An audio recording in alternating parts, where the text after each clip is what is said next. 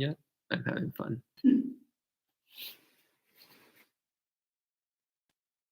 Good evening, everyone. So today we have a very special treat. Her name is Ayasoma, and she'll be giving the Dhamma talk today. Hooray! So hello to all our friends joining in. Hello, Yenny. Hello, Sally. Hello, Geeta. Hello, Edward. Hello, Ethan. Happy to see you all checking in. And hello to the other people who are remaining silent, lurking in the background. So welcome to all of you. So today will be, hello Lamu, hello Jessica, hello friends. So we'll start with chanting the Ratana Sutta as we have been doing often lately. And Sally says, I see Bante is happy. Hello Ron. So as usual, we'll be starting with the Ratana Sutta. Hello Jean, hello Leslie. I think he's just amused because I'm a little nervous to do the chanting with the camera. So he's slightly amused by this. That makes him cheerful. Anyway, so we'll be chanting the Ratana Sutta, and then Ayasoma will be leading the meditation while I just sit here and listen, which is great. And then she'll be giving a Dhamma talk while I just sit here and listen, also great. So please, Aya, go ahead. All right. Well, thank you, Bante, and thank you all for joining us for meditation and Dharma discussion. So we'll start with some chanting. And we'll dedicate the merit of our chanting to all the people who are currently sick and suffering from the coronavirus and all the healthcare practitioners who are helping so many people. All right, so we can start. Namo tassa bhagavato arahato samma sambuddhassa. Namo tassa bhagavato arahato samma sambuddhassa. Namo tassa bhagavato arahato samma sambuddhassa.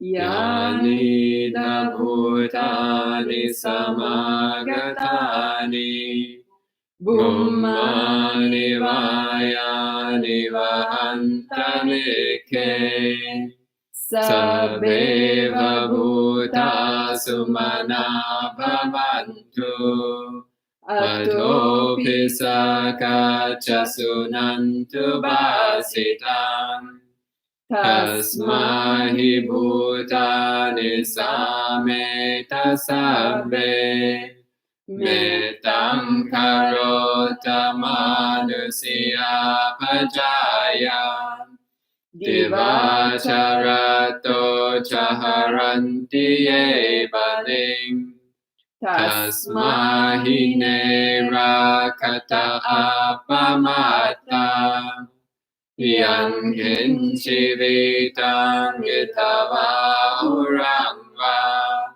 sage suvayam ratadam panitam nano samamati tathagatena idampi buddhe ratadam panitam edena sachena suvati hotu kayam viragam amatam panitam yada jaga sakyamuni samahito natena dhammena samati kinchi vidampi dhamme ratanam panitam edena sachena suvati hotu yang buddha seto parivanayi suchim samadhimanandari kanyamahu samadhina dena samona vijjati vidampi dhamme ratanam panitam Etena sacchena suvati hotu. Ye bungala tasatam pasatam. Chatari etani yugani honti. Edakineya sugata sasavaka. Ete sudinnani mahapalani. Idampi sanghe ratanam panitam. Etena sacchena suvati hotu. Yesu payutta manasadalhena. Nekamino gotamasasanam hi. Te patipata madam vigaya. Lantha mudhanim puting bunjamana. Idampi sanghe ratanam panitam. Etena sacchena suvati hotu. Yatinda kilo pataving sitosiya. Chatum vivate biyasampakampiyo. Tatupamang sapurisang vadami. Yo arya satchani avechapasati. Idampi sanghe Ratanam panitam. Etena sacchena suvati hotu. Ye arya satchani vibhavayanti. Gambhira panyena sudesitani. Kinchapi te Hondi busapamata. Nate bhavangatamang adiyanti. Yedampi sanghe ratanam panitam. Etena sacchena suvati hotu. Sahavasadassana sampadaya Jaya sudhamma jahita bhavanti. Sakaya ditti vichikicchitancha. Silam vatang vapi yadati kinchi. Chatuhapaye hicha vipamuto. Chachabhitanani avambokatum. Idampi sanghe ratanam panitam. Etena sacchena suvati hotu. Kinchapi sokham mankaroti papakam. Kayena vacha udacetasava. Abhambo sota sapati chadaya. Abhambata ditapada samutta. Idampi sanghe ratanam panitam. Etena sacchena suvati hotu. Manapagumbe yatha pussitabye. Gimhanamase patamasmin gimhe. Tatupamang dhammavarang adesai. Nibbanagaming varamang hitaya. Idampi buddhe ratanam panitam. Etena sacchena suvati hotu. Varo varanyu varado varaharo. Anutaro dhammavarang adesai. Idampi buddhe ratanam panitam. Etena sacchena suvati hotu. Khinam Puranam Navam Nati Sambhavam Virata Chitta Yatike Bhavasmin Te Khina Bija Virohin Chanda Nivanti Dhira Yatayam Paripo Idampi Sanghe Ratanam Panitam Etena Satchena Suvati Hotu Yani Bhutani Samagatani Mummani Vayani Va Antalike Tathagatam Deva Manusa Pujitam Buddham Namasama Suvati Hotu Yani Bhutani Samagatani Bummani Vayani Va Antaleke Tathagatam Deva Manusa Pujitam Dhammam Namasama Suvati Hotu Yani Bhutani Samagatani Bummani Vayani Va Antaleke Tathagatam Deva Manusa Pujitam Sangham Namasama Suvati Hotu Etena Sachavanjena Dukhavupasamintu Te Etena Sachavanjena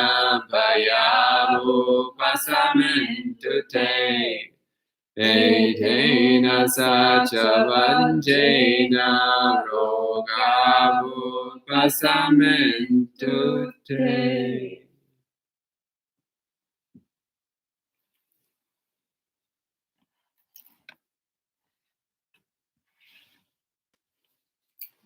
Okay, that was beautiful. So we can now start our meditation practice and find a comfortable position.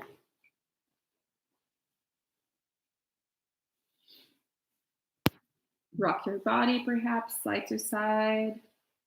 Make sure you're nice and balanced, and your back is upright.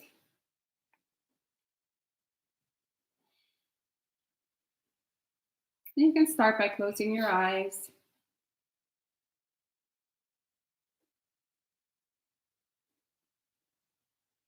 And scanning your body from the top of the head to tip of the toes.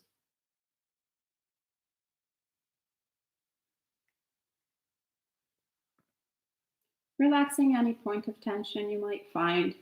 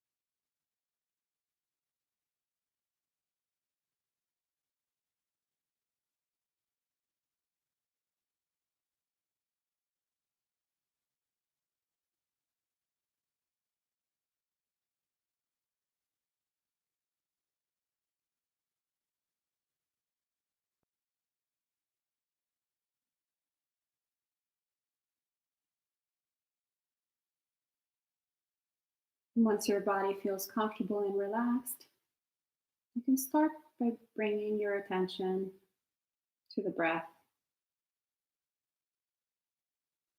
to the tip of the nose.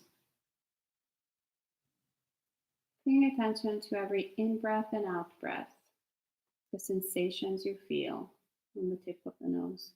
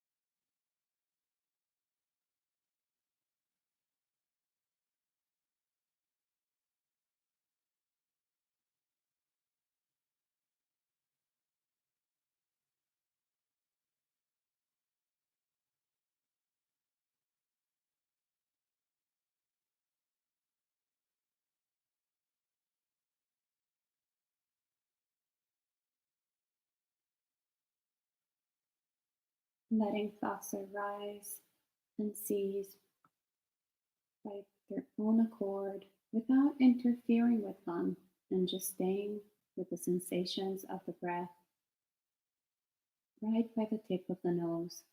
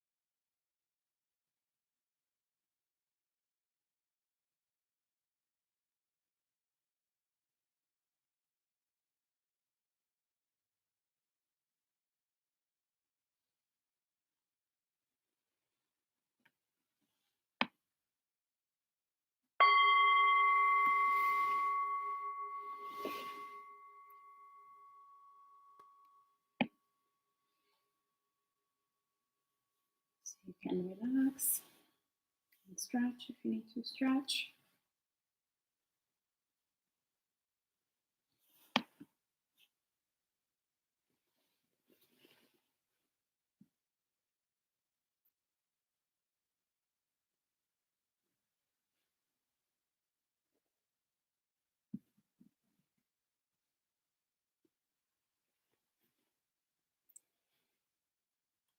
All right. So I lost count of how many days of retreat. 5 days, Bhante is telling me. So this is the 5th day of our retreat of impermanence. And a lot of people so far have shared about, perhaps it's the 6th. We're unsure. Either 5th or 6th. Been a few days of retreat. And in these past days, a few people have shared about having a few distractions, perhaps a parent coming to talk to them while they were in noble silence, and some others perhaps were dealing with their kids that were also interacting with them. Some other people were sharing that they had sounds and different noises coming from outside that were interfering with the meditation. And here at the monastery, it's actually been pretty impermanent. Lots of things have happened. And it's very interesting how in a theme, like when we're trying to go on retreat, contemplating impermanence, and then when all these sort of unexpected things happen during our retreat, our first reaction is either of surprise, aversion,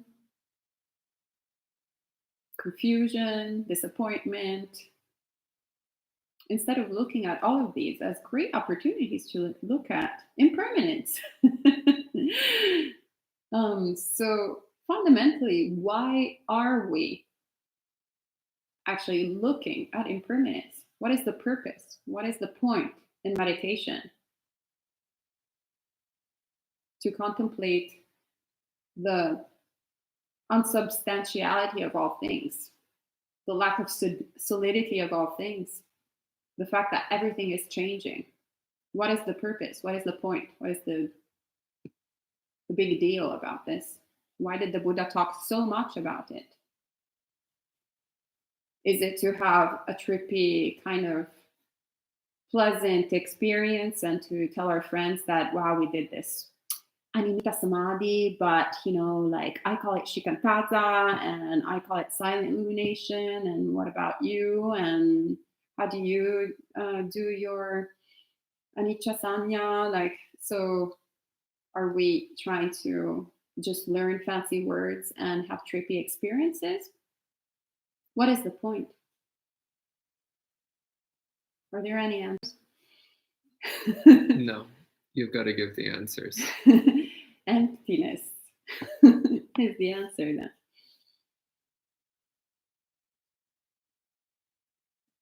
Well, the point of understanding that everything is impermanent is to actually start losing the grip.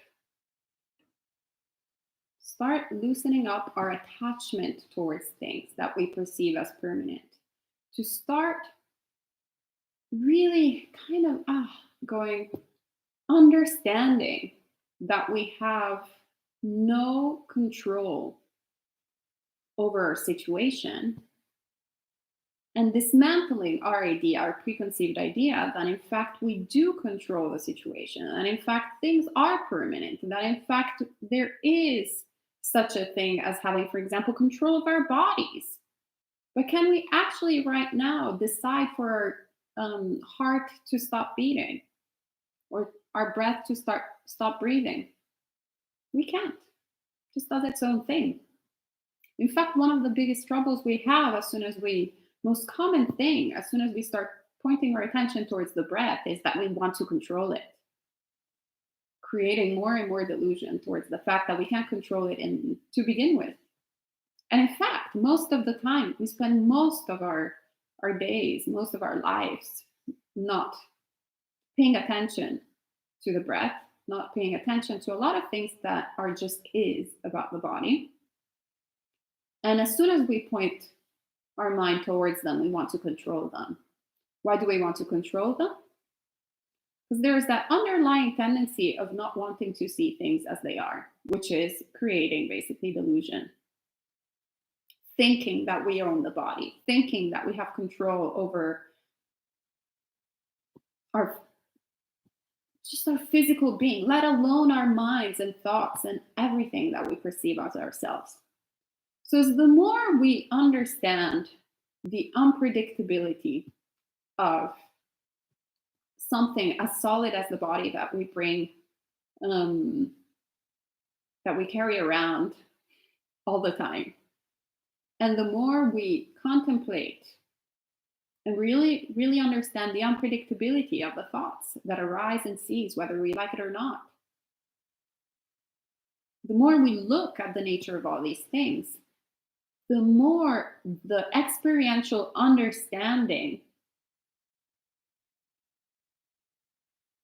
of the unreliability, of the instability, of the impermanence of all things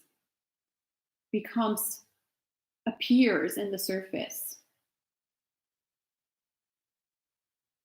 And hence we stop attaching, we stop wanting to control, we stop wanting, craving, clinging to our idea, to our preconceived ideas of what we think our experience should be in the world. So then we stop getting bothered by the dad that interferes with our meditation during our retreat at home. We stop being bothered by the sound. We stop being bothered by the kids trying to interact with us. We stop being bothered by any kind of, I don't know how you say it in English, imprevisto, something imprevisto. How do you say it in English? Something sudden that happens.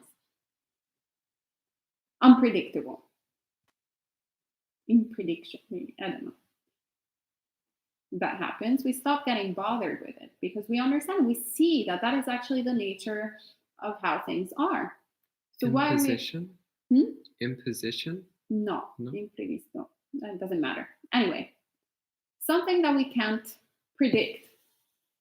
So something unpredictable. That our experience is always unpredictable.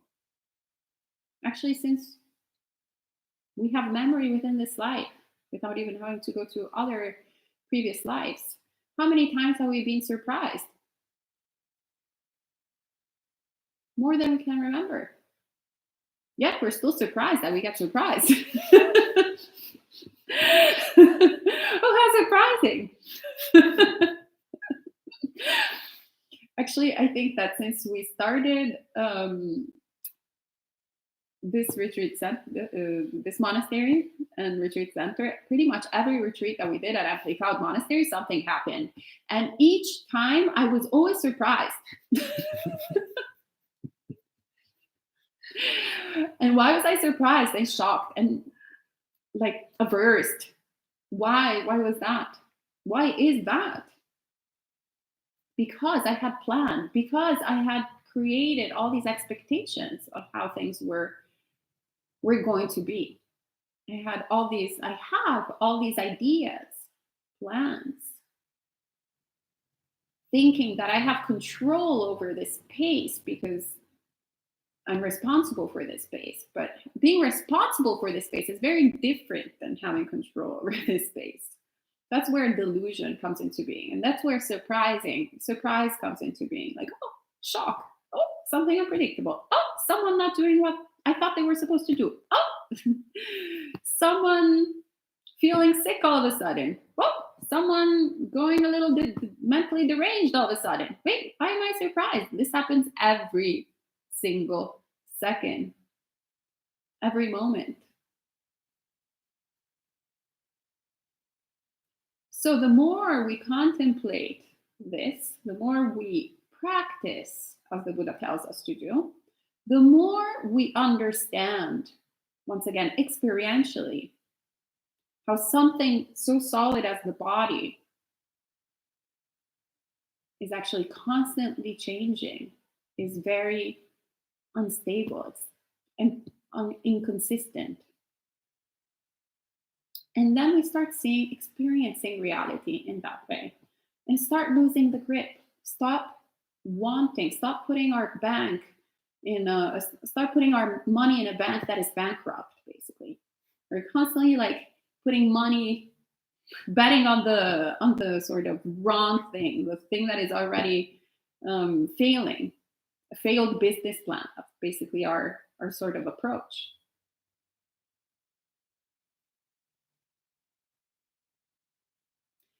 And the more we let go, the more we see suffering ceasing. The more we lose the grip on things, the more, yeah, things are just the way they are.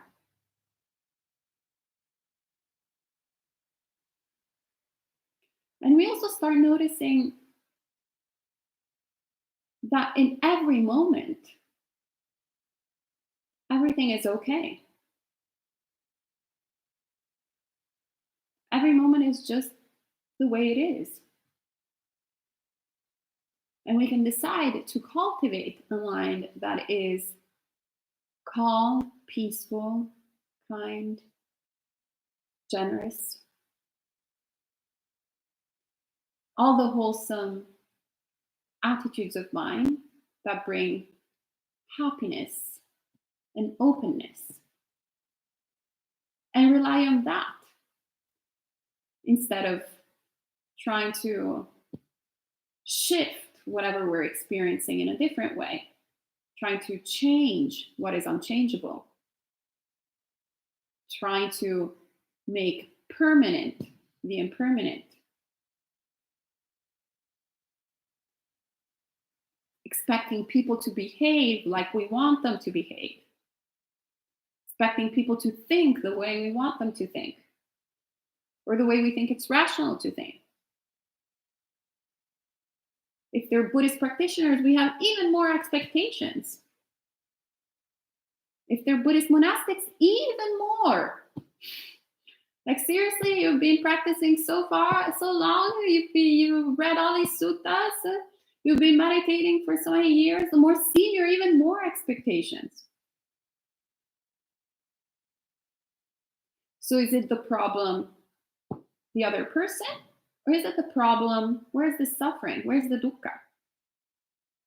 Well, the dukkha is in our mind and having these absurd expectations, absurd craving for things to be different than they really are. The absurdity of not wanting to see the cup for the cup, wanting the cup to be a table and a table to be a cup. Of course, it's going to drive anyone crazy. So we constantly go, why is the cup not a table? That's terrible. It should have legs. All this time hanging around with tables, the cup is still a cup and it's not a table, it doesn't have legs. So we understand that thinking is completely absurd. Yet we still indulge in it. We still go with it. Even once we have the Dhamma, we have the clear understanding, intellectual understanding, but we're still going towards the obtuse sort of way of thinking. The problem is out there. If all these things shifted, then I would be happy. But as the Buddha invites us always to do, to go back to the Four Noble Truths, then we understand that the suffering comes from our craving for the cup to be a table, not for the cup itself. So from the wanting, from craving constantly. And ultimately from the delusion, the ignorance, not wanting to see things. That is the root of our craving. We don't want to see things as they are. Hence, we create stories. Actually, in the past couple of days, one of the biggest gifts of the actual contemplating of impermanence, not through meditation, but through different things that have happened here at the monastery, the biggest gift actually has been understanding how for so many months I had created so many stories in my head based on what I thought was going on in this monastery, in this community. And then just by learning a few facts, I'm telling stories like Bante, basically, telling them without telling them. There was this thing that happened with one person that came, but I'm not going to tell you what it is. The end. Now I understand. Good Must story. come with monastic training. But anyway, the point is, it's not really the story per se, like the actual facts and figures, but rather the biggest gift has been noticing that pattern of mind where we constantly think that we know what other people are going through. We think we know why they behave in a certain way or why they react in a certain way, and we're expecting them to be different based on our stories, to act based on our stories, based on our experience of reality. And that creates a lot of suffering, a lot of dukkha, and just keeps on layering our delusion over delusion, delusion over delusion, delusion over delusion, delusion over delusion, suffering over suffering, suffering on top of suffering, on top of suffering, on top of suffering, which then creates, once again, the surprise, wait, why is all of a sudden things not going according to plan? Something surprising has happened again. Oh, I'm surprised again. Oh. So not seeing clearly, not really understanding how things are.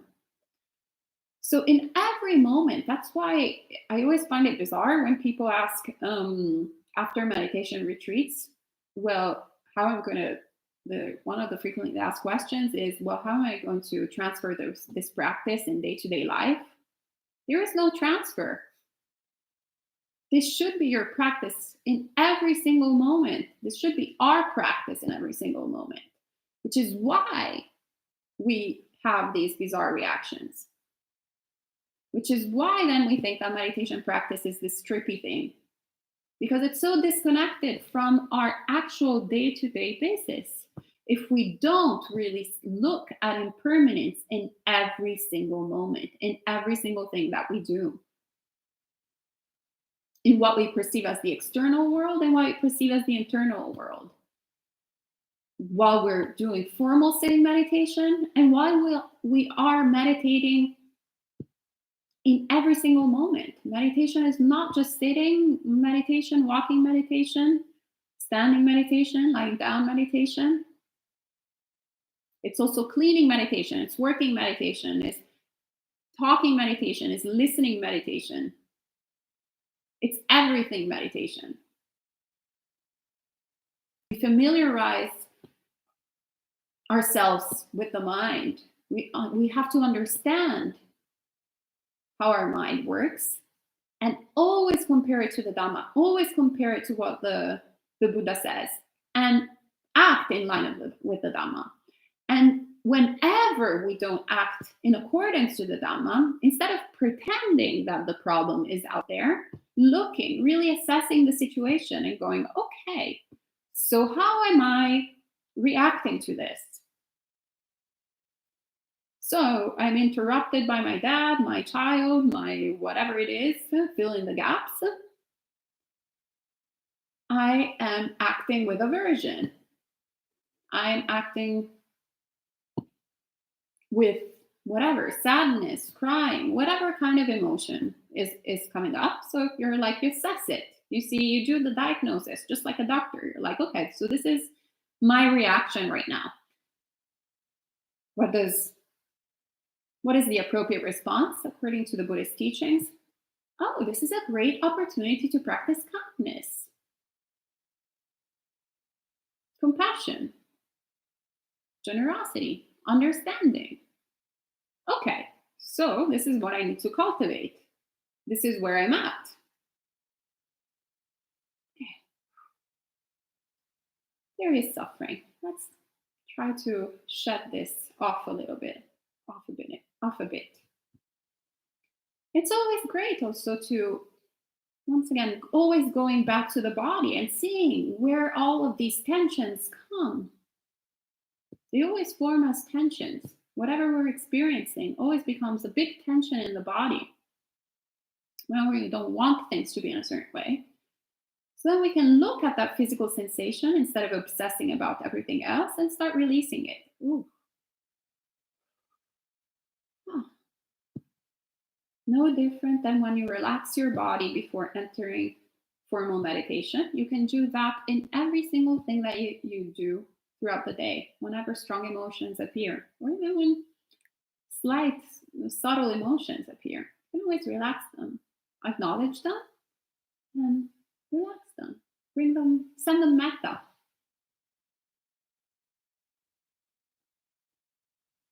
And always remembering that this practice is meant to bring us towards the cessation of suffering, eliminate suffering entirely. So whenever suffering is increasing, we're not practicing well. So we have to assess our situation and go, what is the problem here? How can I practice in accordance to Dhamma? And then as soon as we start practicing in accordance to Dhamma, then suffering starts diminishing. So that's a very simple way, just an assessment of our minds to understand whether or not we're following the Buddhist teachings. Very simple, not complicated. You don't have to think, have I attained first jhana, second jhana, third jhana, fourth jhana? How many attainments do I have?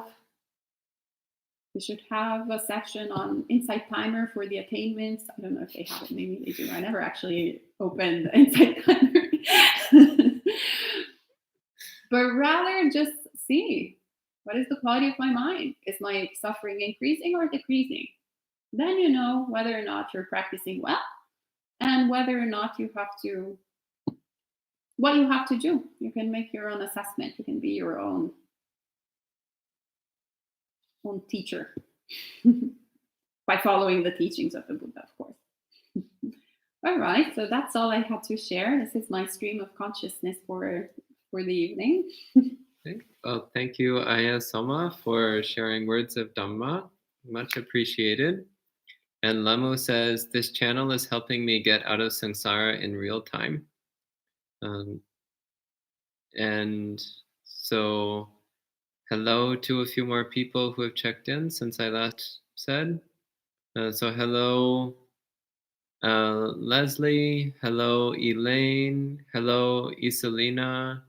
Hello, Boone, Catalina, Jens, Marielle, Gabriella, Stacy, Jim. Welcome, everyone. So we have an opportunity now for asking questions. So if you have any questions for Aya Soma, hello, Yenny. If you have any questions for Aya Soma, please go ahead and type them in and I'll read them out for her to answer. First off, Sally says, as I reported yesterday, I realized for 2 seconds that everything happens just based on causes and conditions, and there's not me. I contemplated on Dhamma after 1.5 hours of sitting, and started to accept what has held me for several years. Mhm. There are bad days, bad decisions, bad emotions, bad destiny. They're happening now and in the future. Welcome to samsara. Need to learn to differentiate what I can't do, what I can do. Good intention according to Dhamma now. Any advice? Apply Dhamma for practical issue after sitting is okay in retreat, right? So what is the last thing that she said? She says, applying the Dhamma for practical issues after sitting is okay in retreat, right? I think so. I mean, unless you're meditating, of course, and then you start contemplating on the Dhamma, unless that it was your intention to begin with. So during meditation practice, always set an intention. I personally, after meditation practice, of course, then you want to kind of connect the dots if that arises naturally. If not, you keep your mind focused on whatever you're doing. But yeah, it's very important to understand the connection that there is in the insights that we have through meditation practice, and then the insights that we have when we're relating and going about the world. So, um, a lot of times there can arise frustration because we're helping, for example, someone, and there are certain areas that we can help them with, and they are willing to be helped in that way. And then some others where there is a lot of resistance, and you see the person harming themselves, for example. So you realize at a certain point that there is not really that much room for you to be helpful there. So a lot of frustration can come out of wanting to help but not being able to help. So in that way, you can see clearly what is under your control and what is not under your control. So what you can do and what you can't do. And so instead of focusing on all of it, so obsessing about putting so much energy in what you don't have control over, perhaps it's best investing the energy into trying to help and in the way where you can have some sort of effect and control. So in the same way, we look at our minds and we see there are certain things that we can do and some other things that we can't do. So it's always karma and vipaka. Karma is the action, vipaka is the result. We usually just talk about it as if it was one solid, mysterious thing. But fundamentally, we are always making actions, and the results sometimes are instant, sometimes are right after, sometimes are in the near future, sometimes are after many lifetimes. So don't worry too much about what you did in the past, but worry about what you're doing in every single moment. And the more you observe your mind without judging and without craving, without grasping to grasping towards your thoughts or your experience in meditation, then you start differentiating. You start understanding, okay, this is something that is appearing that I have no control over and I can't really eliminate or fuel or keep it or make it permanent or make it disappear. I have no control over it. But what I have control over is my attitude towards it. So, wanting for it to disappear, for example, is an action that we're making.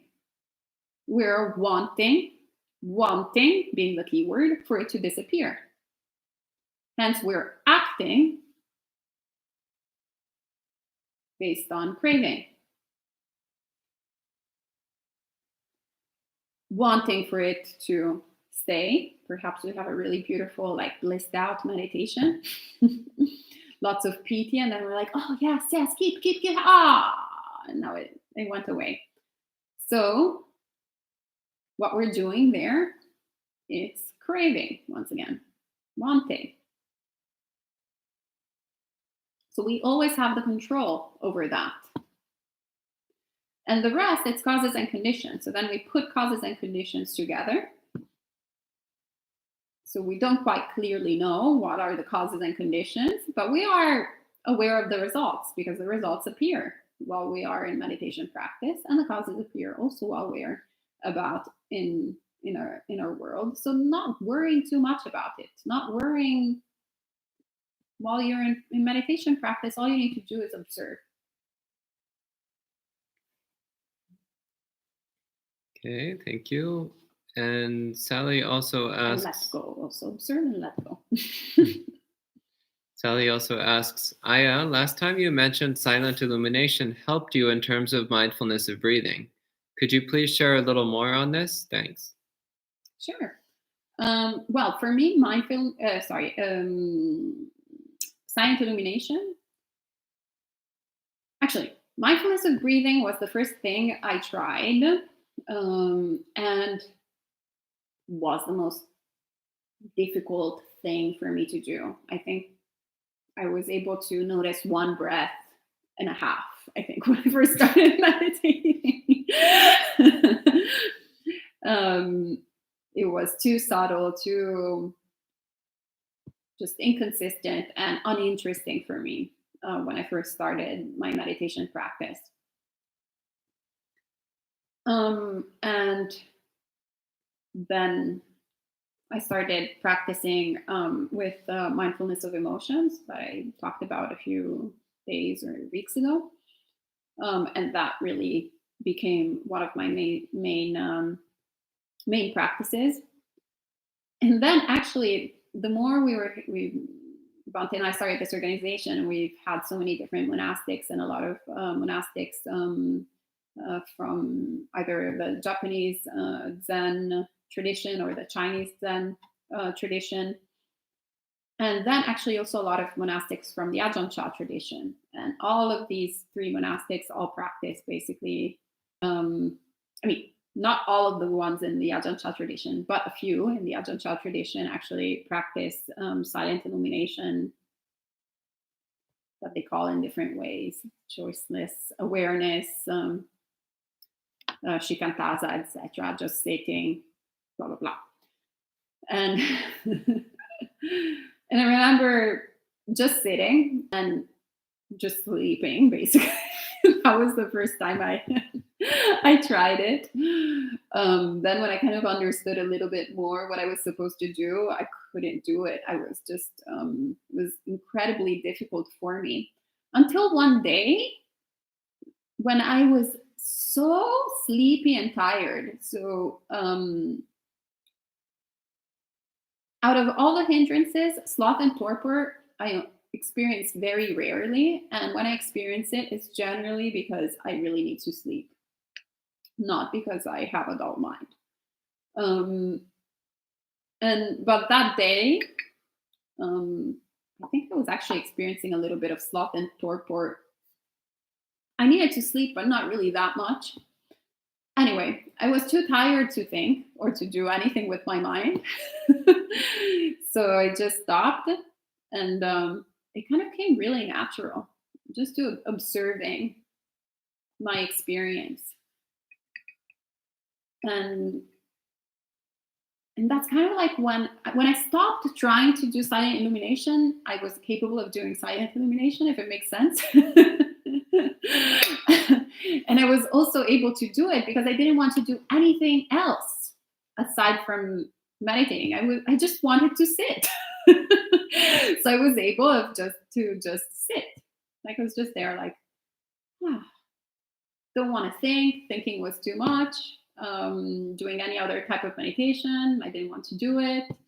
I wasn't that sleepy, so I also didn't want to really sleep. I was just a little bit kind of foggy minded, but still alert. So boom, it came in naturally. So I kind of got the hang of it. And I understood when my mind, actually, as Bhante was talking about earlier, I think this morning or yesterday, understanding when to use that meditation, when it was appropriate for my mind. And whenever it was an appropriate situation, so the causes and conditions were there, then I would use it. and would find a lot of benefit towards it. And it would also made my mind more, I think, inclined towards the subtleness, subtle experiences. And obviously, as my mind, as my practice has developed, then also mindfulness of breathing has become something more accessible to me, and actually something very soothing. Before, it would make me either agitated, or I would start obsessing about controlling the breath, and then I would just get bored because I was like, who cares about like looking at the breath? There's nothing interesting in it. That's how my mind works. So those were my defilements back then. And now, instead, I find it extremely soothing and pleasant. And actually, because it's also that subtle, but in the subtleness, you find so much impermanence, things that are constantly changing. Then I find it a great meditation object. So it went through, this was long story, very long. So yeah, it went through, definitely through practicing silent illumination. But still, it's a very difficult practice. And I don't see any other questions. So Kevin is asking people to donate to the monasteries. That's very kind of you, Kevin. Thank you. Oh, sadhu. And there's a bunch of thank yous and sadhus, and really appreciate it, and comments along those lines. So I'm glad you're all enjoying these programs. So if there's no final questions, then we can go ahead and close for the evening. So remember that we have one more full day of retreat tomorrow.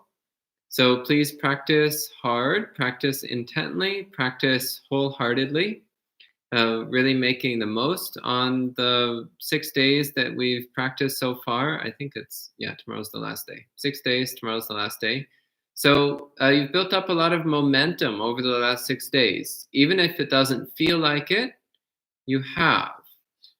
So really try to make the most out of tomorrow, building on the momentum of 6 days. And so we'll join together again at 8 a.m. and we'll give some more instructions on how to practice for the last day. And hopefully we'll see you all then. So have a great